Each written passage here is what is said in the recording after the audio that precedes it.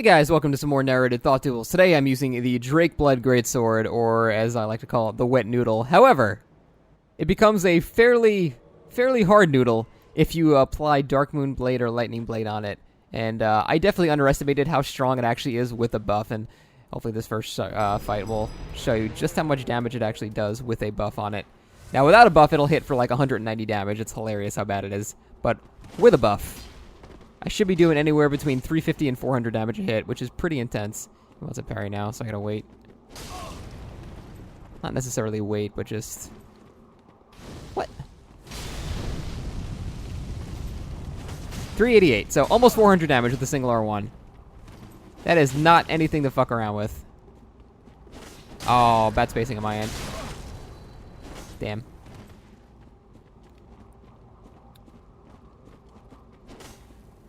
Now, another incredibly good thing about this is how low the stamina cost is on everything it does. It's absurd. I can swing 8 times in a row. In fact, I'll do that.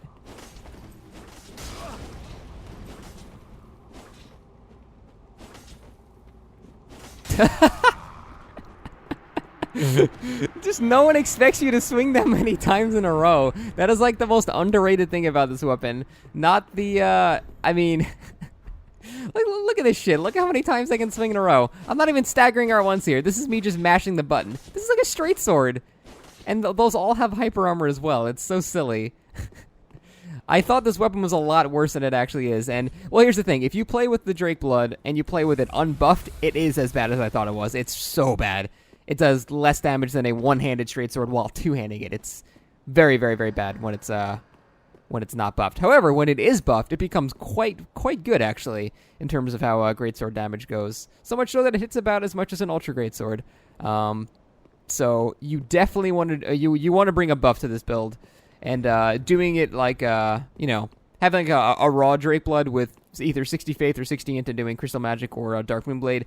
Those are the two options you want to go for. You don't want to use Karthus Flame Arc on this thing because then it'll have quadruple split damage, or yeah. I'll have quadruple split damage, and you definitely don't want that. The whole point of buffing the Drakeblood is you need to add it to one of the innate damage types it already has. So you can't buff the physical damage, so you have to either buff the magic or the lightning. And when you do that, because, like, you know, the main problem with split damage is the smaller the number is, the more the number is penalized. So 150 damage is only going to hit for about 50 or 60 damage on a player, whereas 250 damage will hit for, like, probably 120 on a player or something like that. So as the number gets bigger, this sounds like a stupid statement, but as the number gets bigger, the more damage you do and the less you're affected by flat defenses. So basically, if I was doing only 140 damage, only 140 magical damage right now, it would do very little damage, and that's why this weapon kind of sucks if you don't have a buff on it. However, with the buff, adding 240 magical damage on top of to the 140, we're looking at almost 400 pure magical damage, and then that in addition to the 220 of physical damage. Now it's basically a Greatsword of Judgment at this point, so it can be made useful with the proper buffs. The thing is, you just need to have the proper buffs. As soon as your buff expires, you need to reapply it immediately. Oh god, I'm still buffing. Ah! That's the one bad thing, unfortunately. You need to have this weapon buffed at all times, or it will do very hilariously bad damage. Another unique thing about this weapon is the two-handed R1s and one-handed R1s cost the same amount of stamina for some reason. I don't know if that's a bug or not. Oh, nice. Good call. Please stop that. I don't know if it's a bug or not, but for some reason, the two-handed and one-handed movesets cost the exact same stamina, and I don't know why. That might be a bug. Ooh, I thought it was in range there. That is one of the most unfortunate things about this weapon is how unbelievably short it is. I'll show you, like, in comparison to its model, how short it is, but it is extremely short. And that's probably due to how unbelievably light it is as well. Come on, I can actually fucking fight here. I'm starting to lose. Talking too much about the weapon. That's a bad roll, too. Outside of FP. So, now I'm in the danger zone. My buff wore off, and that's bad. Which means it'll probably take 2 hits to kill him instead of 1 now. So, you better believe I'm going to rebuff for this last bit of damage. Because this is going to change it from 2 buff... Oh. See, that actually worked. Me backing up and buffing made him think he had enough time to use his Ashen Estus and actually... get away, so that ended up working out. That wasn't really intentional or anything, but hey, it ended up working out, so that's cool. But yeah, you can't use this thing when it's not buffed. It's like it's a handicap if you're using this while it's not buffed. So if it doesn't, if the buff expires, you need to get to a safe spot and immediately reapply it. If you're hit by a dual charm, just be passive for a little while until it expires, because you will lose the damage trades every single time. Because it'll go from about 410 damage a hit to 200 damage a hit, maybe if you're lucky 200 damage. So yeah, that's a perfect example of how low split damage is bad. However, high split damage, actually at this point it's not even split anymore. It's mostly a magical weapon. It does more than double magical damage than like physical damage. So this is barely a split weapon anymore. It's more just like a pure magical weapon. However, that being said, I've drilled it into your heads that you must buff this thing. The weight is only 6 units, which is insane. That's that's the lightest greatsword in the game. It's so light. However, if you look at the length, it's pretty damn short. It's actually really short. So you need to be very mindful of your spacing. And the only thrust attack it has is the one-handed R1, which is not really that great. I prefer two-handed greatswords at all times because the hyper armor is really nice. Chaos Blade. So one of the best things you can do is honestly just mash R1, because oh wow, I actually could have done it there, because the stamina costs are unreal how low they are. Nice. So I'm just gonna mash R1 here, and look how effective this is. No one expects you to be able to swing that many times. This is not like mindless button pressing. That's actually like a calculated thing. No one expects you to be able to swing a greatsword 8 times, so they see maybe on the 5th or 6th swing, I've got an opening now. However, if you just keep mashing the button, there's so little of an opening that, like, this is like a blender of death. It's like the Karthus Curved Sword. It's a lot slower, but hyper armor starts pretty quickly. So it's very, very good for just spamming R1. So if they don't have a parry shield out, do not be afraid to just mash R1 as much as you want, because you can swing so many times, and chances are they'll probably walk into one of these hits. And to make things a little bit different, maybe you'd want to like stagger after like 4 or 5 of them, go like this, and then do another one like that. So anything to change your timings a bit, but it works. It really does work on people. The one weapon that can do it better. Karthus can hit it between its hyper armor. I've seen it, so this is gonna be brutal. We'll see though. I have lost to a greatsword before with Karthus. I am really surprised. Oh my god, he's from the moon. That's bad. So I'm gonna mash R1. Okay, this is gonna be probably impossible. Dude, you're not gonna parry shit with this lag. Oh, you can backstab me though. You can just completely ignore my hit and backstab me. Honestly, when fights with this, I just don't care. I just start mashing R1 and hope for the best. Whatever. My hand's off my analog stick at this point. Yeah, that's just the dumbest shit in the world. When fights are that laggy, I just don't care anymore. I just mash R1 until one of us dies. Because I say this in every video every time someone's that laggy. There's no semblance of skill anymore. It's just spacing's out the window, timing's out the window. Just mash R1 until someone dies, whether it's you or them. Hope you roll the dice and get lucky, because that was a solid full second of lag. And in a game like Dark Souls, that is just unplayable. So just mash buttons. Hey, at least this thing is really good for mashing buttons. So, I mean, that's good at least. Don't think I'm saying like you can mash R1 as like a joke or anything like that, because that is a completely viable strategy. Baiting people by making them think you're out of stamina by attacking an absurd amount of times. This is a completely calculated, viable thing. So don't be afraid to do that. It's not a bad idea. Now you'll notice I'm mostly just doing two-handed R1s, and that's because it's the best thing this thing has. These have a lot of hyper armor, a lot of damage, and they combo. This has no point. There's no reason to ever do this ever. I don't know why. This doesn't combo into anything, and it costs triple the stamina, and it does like slightly like 20 more damage. So the R2 is almost never worth it. I don't really know of any time you'd want to do that, unless maybe you know they're going to try to parry and you want to change up the timing a bit. So far that hasn't really happened, but there's no reason to ever do that two-handed R2. Now, the one-handed R2 is the poke like this, and it's okay. The range is still pretty short, though. So most weapons that poke are going to do it better than you. So like this, I wouldn't even be able to poke out of range. I can try, but I don't think that'd be possible. No, I didn't even... I need to just guess when he's going to swing. But for the most part, this is, yeah, he's going to win that trade, see? It's just too slow and the range is not enough, so definitely don't want to do that. I just lost half my health, just demonstrating how not great it is. So the one-handed R2, although it's nice that it's a poke, it's useful on some occasions. However, for the most part, it's not going to be useful because of how short the weapon is, so you need to be a little careful with that. So basically, you're going to be sticking to two-handed R1s most of the time. And there's nothing wrong with that. They're fucking good. Sorry, it's actually a little difficult to fight a weapon with better hyper armor. This thing excels against smaller weapons, not weapons that can out-hyper armor it, so... Ah, shit. So, Darkmoon Blade's out, you immediately rebuff that shit. Immediately. You get to a safe spot, and you immediately rebuff it, because, without it, you're hitting people with a noodle, so... It's really hard to get an opening against an Ultra Greatsword with this. That should be good spacing. Here we go. GG. You just need perfect spacing, because of how short this thing is, you need to be, like, so closely out of range that they just skim your model. That's the only way you can actually launch a counterattack on them, so...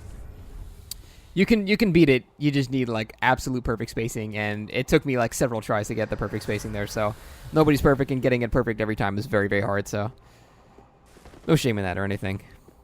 So yeah, the strengths of this weapon are the damage it does while buffed, the amount of attacks you can do in a row, and... The hell? That was actually really good. And how unbelievably light it is. Hyper armor on the R1s is pretty good as well. Other than that, though, not much else going for it. The L2 R2 has less range than the straight sword version, so shit, he's doing the washing pole S stock, one of the best builds in the game. And 334 damage. He might be cheating. That is the least damage I've seen anyone ever take. Oh no, never mind. Never mind. That was much better. 330, 390. 390 is how it's supposed to be. I don't know how he took only 330. Oh, he had Lloyd Shield Ring. I'm an idiot. Never mind. My bad. Oh, damn. I'm surprised I missed that. Do I have heavy aiming on? No, I don't. That was really weird. So, God. This build is one of the best builds in the game, so... I'm expecting to struggle with it. I'm going to mash buttons here. He just was invincible there. Maybe he's cheating. I don't know. He was just invincible there.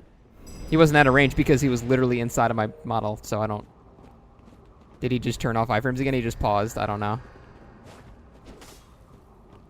There we go. That was really bizarre. It might have just been weird latency or something, but he was like inside my model and I didn't do anything to him on both hits. I didn't even get like, you know, sometimes you'll hit somebody and it'll do the thing where like they'll roll away, but you'll see the effect of your weapon on them. Like you'll see a magic explosion like on them, but that didn't even happen. I'm gonna go back and watch that one. That was very weird. What was it? 14 minutes. 14 minutes. That was, yeah, that was extremely bizarre. Because he was literally, like, right here after doing the L2R1. Because the L2R1 propels you so far forward. So I don't know what the hell went on with that one. That was very, very strange. Actually, let me see. Do I even have Cheat Engine open? Nah, I don't have Cheat Engine open anymore. Damn. I wanted to check, but oh well.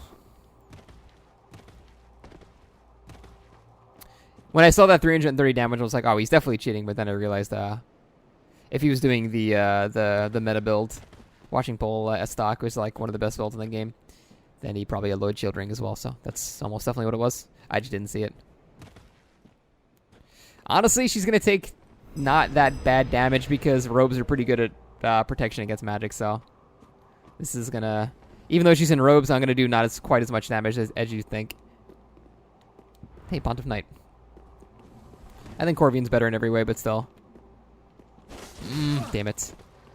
Scythes have, like, glitchily long range. As in, they're longer than the model of the weapon. This is gonna... Oh, that should go my favorite. Or not.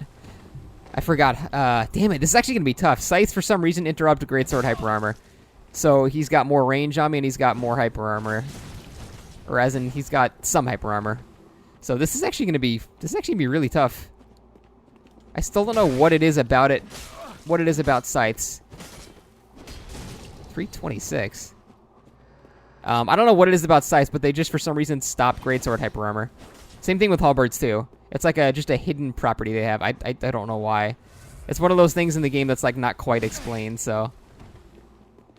Oh, unbuffed. Get that shit back immediately. I also just used the regen on it because why not? Wait, shit. I didn't buff anything at all. Damn it. Why did I think that was unfaltering prayer for some reason? And why is he just letting me buff? I don't understand.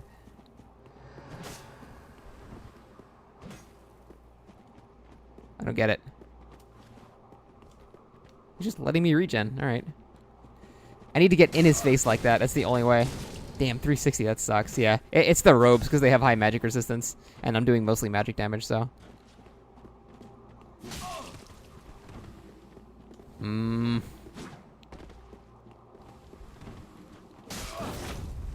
it. That gives you a lot of hyper armor, but scythes too quick.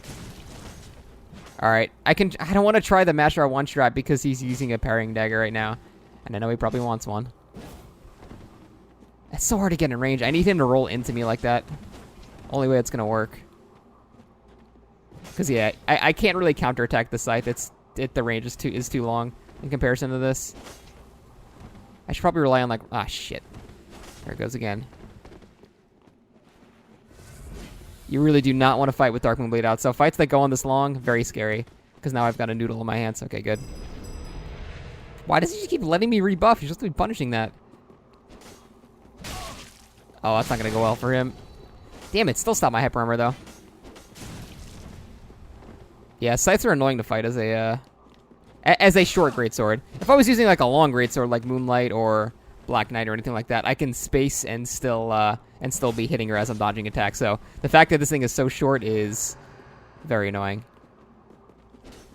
Yeah, even that R2 was not enough. You'd think the R2 would be enough, but no. Oh, I guess he decided to do a jump attack for some dumb reason. Actually, he probably thought a parry was coming because I had my parrying tool out. I guess that's fair.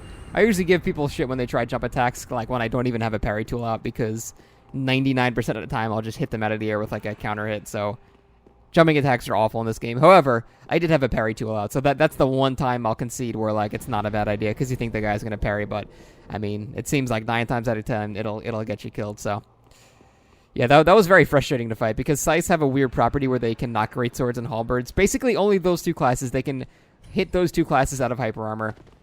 So I couldn't rely on hyper armor to trade, and I couldn't outrange her ever with any of my attacks. Even this was shorter range than her normal scythe attack. So scythes are actually a nightmare to fight with this thing. Really, really hard to deal with. There's just no real way to get in. Another weapon class that'll perform really well against this is a spear. Because the range of this thing is so short, you're never going to actually trade with a spear user. They're going to keep poking you from out of range. And there's not really any way to get in on them. Maybe a rolling R1 or something like that. But fighting a spear user would be a huge trouble with this. Spear users and scythe users are good counters of the Drakeblood. And that's mostly due to just how unbelievably short the weapon is. So definitely good luck if you fight those, but they're hard to deal with. What do we got? Broadsword? Looks like a broadsword. Lightning stake, I don't want to trade with that. I just blew up his FP already, apparently. Nice. Damn it, man, that was so stupid of me. Oh, I didn't even have my life ring on. Also stupid of me.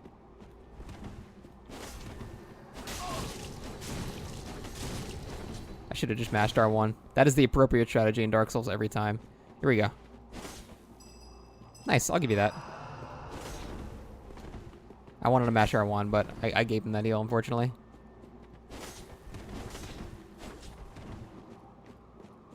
I backed up for a second to see if he would start a heal, but he didn't. I'm regenning too, my friend. Wanna have a long fight? Guess not. I don't mind healing in duels like that. If I give you the space to do it, you deserve a heal, so that's fine. That's the thing. Long fights scare me, though, because this weapon entirely relies on having Lightning Blade or Darkmoon Blade. If you don't have either of those things on the weapon, it's awful. So when fights go on for a while and I can't apply any of those buffs anymore, you get pressured into being aggressive with this weapon. If you're out of Ashen Estus or something like that, because Yeah, if you're out of the buff, you're fucked.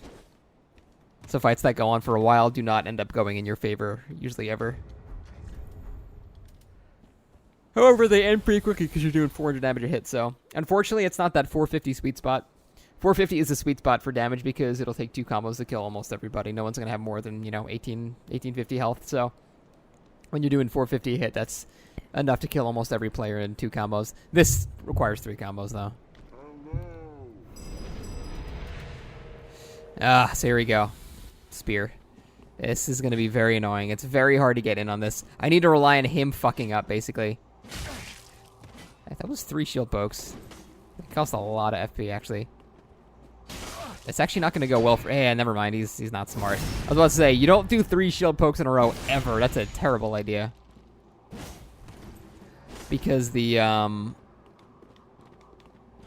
of stamina damage you take while blocking is, like, insane.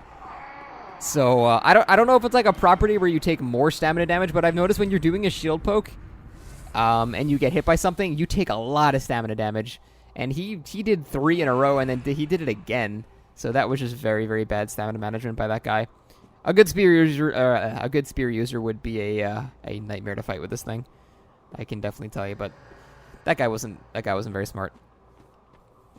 Nothing against him or anything. He just was not very proficient in the use of spears. So yeah, long range pokey things are a nightmare for this thing. Really, long range anything are a nightmare because of how short it is. So hopefully I can encounter one of those and show you exactly how annoying it is to deal with. But we only got 8 minutes left, so we'll see.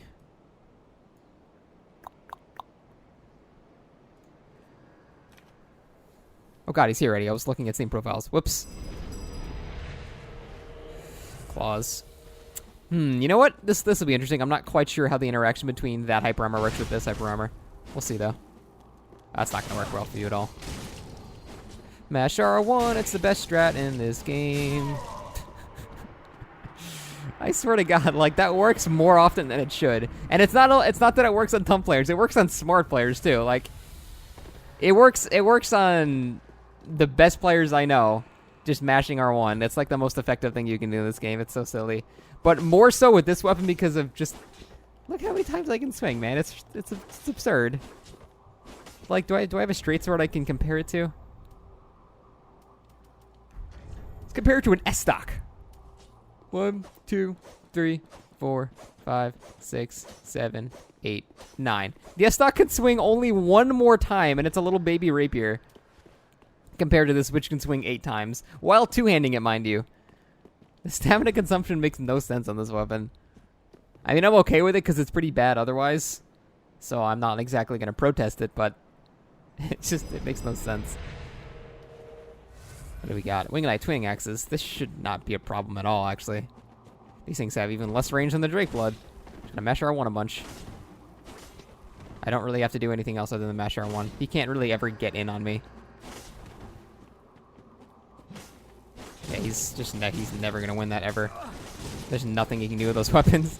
Those weapons are really bad. They have no hyper armor and no range. I don't really have to do anything but just run up to him and mash R1. Now, I could try flashy shit, but you guys know I'm not all about that. I'm all about killing people in the most efficient way possible, in the safest, most efficient way. Oh shit, is that Fina? Damn. Fina's in my tournament on Saturday. It's probably the best caster I've ever fought. Would have been interesting fighting her with this. But yeah, R1 spam is a well thought out tactic with this weapon, especially against the Wing and Eye Twin. Wing and Eye Twin axes are god awful. They have no range, no hyper armor. They're as slow as an axe. Like they have nothing good going for them. I mean, the L1 combo can do like 700 damage, but good luck ever hitting anybody with that without getting, reciprocated hit on you. So yeah, literally all I had to do against that guy was just mash R1 until he died. There was no possible way he ever could have gotten an opening on me. Let's go, Tilly. I'm gonna stay one-handed just to prevent him from doing the thing. Actually, no, I'm not. There's no point. I'll stay two-handed for now. The charge is so slow that I can usually one-hand it and still parry it. Damn it. I thought I could get my hyper armor on before it started. Now, this is going to be pain, because his hyper armor is better than mine. And his range is better than mine. That's what this weapon struggles against really badly, is weapons that have either better hyper armor than it, or weapons that have better... well, that's what you get for trying to be fancy. Weapons that have better hyper armor, or weapons that have better range than it.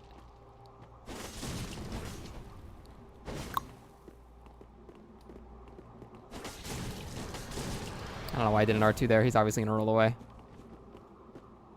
I expect a charge might come soon. I'm predicting it. Usually they try when they get low health. I just didn't roll there for some reason. It's that jumping attack. This guy's taking so many unnecessary risks. I need my Darkmoon Blade back. He's giving me space, so I might as well do it. GG. So there's a perfect example of a guy trying to be flashy, and he died because of it. He was doing totally fine. All he had to do was mash R1 with his halberd, and he probably would have won. But he decided to be flashy and go for a parry, and then he died. So there you go. That's like the perfect example of me versus like other players that, you know, prefer the flashy stuff. I prefer just mashing R1 until they die. I don't care how I do it as long as they die and I don't die. And guys like that try to do flashy stuff and they lose because of it. So, not to say that you have to play in any play style. I'm just saying, I'm just pointing out a funny example of like, you know, two different play styles. And that guy represented the other people and I represented myself there, so. Again, don't get triggered by what I just said there. There's nothing wrong with playing like that other guy. Being flashy is more entertaining to watch. I just don't like playing like that. Washing pole. Wait, no, that's a Karthus. Sometimes I'm mistaken for a ah, shit. Well, it should be a short fight anyway, because it's a rouged fucking Karthus, so. Too short. Damn it. Well, fuck my life. This should not... I should not win this at all. Looked like he rolled into it. At least I don't have bleed to worry about now. I guess I'll just mash R1. Hope for the best. Damn! Usually it turns well enough. That sucks. Usually it turns enough when they roll around you like that. What the...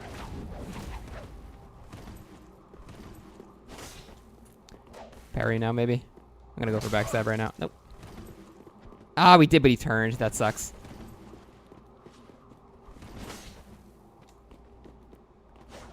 Just gonna mash R1 again. See how long that hyper armor starts? Like, I was just mashing R1 and I could just carry... I just carried through. Fuck. I'm out of Darkmoon juice.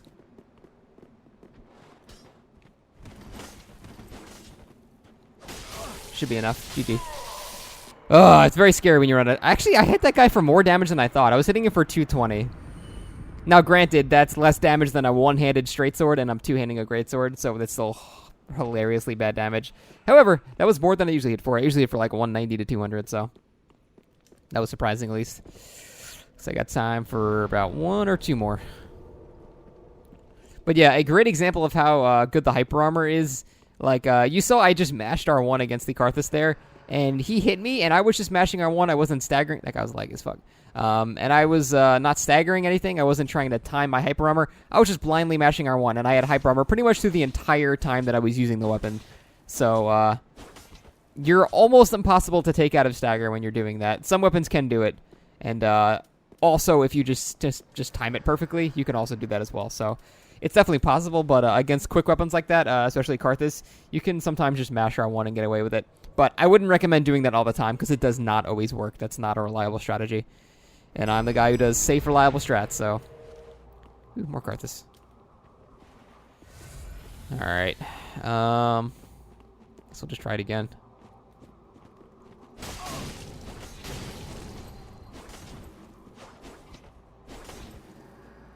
Damn it. I'm trying to make him run into it. Holy shit, that range, damn. I need to swap. Okay. There we go. Smashing R1. I'm getting into his head that I can only swing 4 times. So I keep only swinging 4 times in those combos. Now I'm going to do 5. 6. They just don't expect it. No one ever expects that you can swing that many times. Like, I'm telling you, if this video is not proof This shit works on everybody. Like, the worst players and the best players. No one expects you to swing 8 times in a row. Nobody. So, this is calculated R1 spam, but it's ridiculous. It's a perfect example of how silly Dark Souls 3 is. That I can swing this weapon 8 times in a row. And the fact that it's a great sword, but I don't know. There you go. That's the video, guys. Hope you enjoyed. So, Drakeblood overall, definitely better than I thought it was, but only when it's buffed. So, I was pleasantly surprised to see that it can be used when it's buffed. Unfortunately, there's not much to it other than mashing R1 and timing your hyper armor and staggering and things like that. So, this is an R1 machine. The two-handed R2 is quite useless. There's no point in ever doing it ever. Unless they do, like, you know, unless you're trying to, like... No, even if you think they're going to parry, you should just wait for an R1 and then do 2 R1. So, two-handed R2 is virtually useless. The one-handed R2 has some uses occasionally, but for the most part, it's still not that great because the weapon is so short that the poke is... you're not gonna outrange anybody with that, and you'll probably lose a poke trade. So, also you have no hyper armor when one-handing too, so it's worse for that regard as well. So, unfortunately, it's kind of relegated to only doing R1s. The L2 R2s can be useful sometimes, but for the most part, they're not that useful because they have... I don't know why Greatswords get less range than the straight sword version of the same move, but they don't get, like, any range at all, so... It has its uses sometimes, but for the most part, it's not that great. So, R1s are really the best thing you got with this weapon, but, yeah, slap Darkmoon Blade on it, slap Lightning Blade on it, and, keep it buffed the entire fight, and it can do a shit ton of damage for very low stamina cost and very low weight investment, so... Overall, better than I thought. Pleasantly surprised. Thanks for watching, guys. Take it easy. Have a good one.